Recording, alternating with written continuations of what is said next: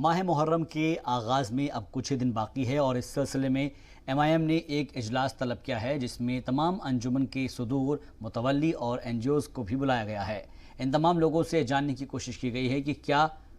کام ابھی باقی ہیں۔ اے آئی ایم آئی ایم نے یقین دہانی کرائی ہے کہ عاشوراء سے پہلے تمام کام پورے کر لیے جائیں گے۔ ہر سال کی طرح اس سال بھی جی ایچ ایم سی، محکمہ بجلی، واٹر ورکس سبھی کو اے آئی ایم آئی ایم نے ہدایت دی ہے کہ جلد از جلد تمام پینڈنگ کاموں کو ختم کر لیا جائے۔ جیسا آپ جانتے ہیں، مجلس اتحاد المسلمین ہر سال محرم سے پہلے ایک اجلاس طلب کرتی ہے اور آپ کے جو بھی محرم میں کام ہوتے ہیں اس کو مکمل کرانے کے لیے آفیسرز کو کہتی ہے اور وہ کام مکمل کراتے ہیں۔ پچھلے سال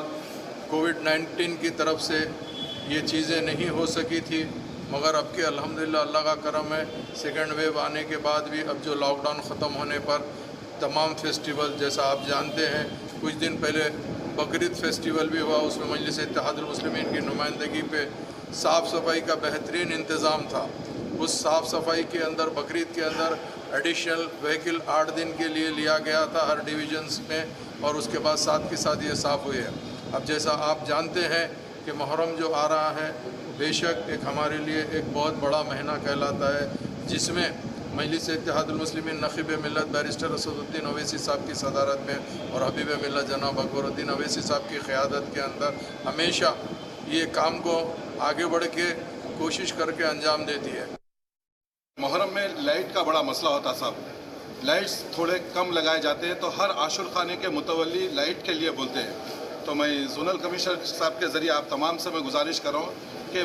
ہر عاشور خانے کے پاس اور گلی میں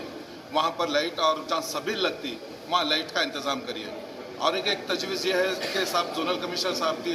نظر ہے کہ سبیل جہاں لگاتے وہاں پیچ ورک کی بہت ضرورت ہوتی ہے صاحب، وہاں پر بہت سارے سبیل روڈوں پہ لگتے ہیں اور گلیوں میں لگتے ہیں، وہاں روڈ تھوڑے یا واٹر ورکس کا کام ہوتا ہے یا ایس ڈبلیو ڈی این کا کام ہونے کی وجہ سے روڈ کا مسئلہ ہے تھوڑا پیچ ورک پہ، اور بی ٹی پلانٹ ابھی بند ہے، تو میں زونل صاحب سے گزارش کر رہا ہوں صاحب کہ محرم سے پہلے پیچ ورک کا کام اور لائٹس کا کام کریے صاحب۔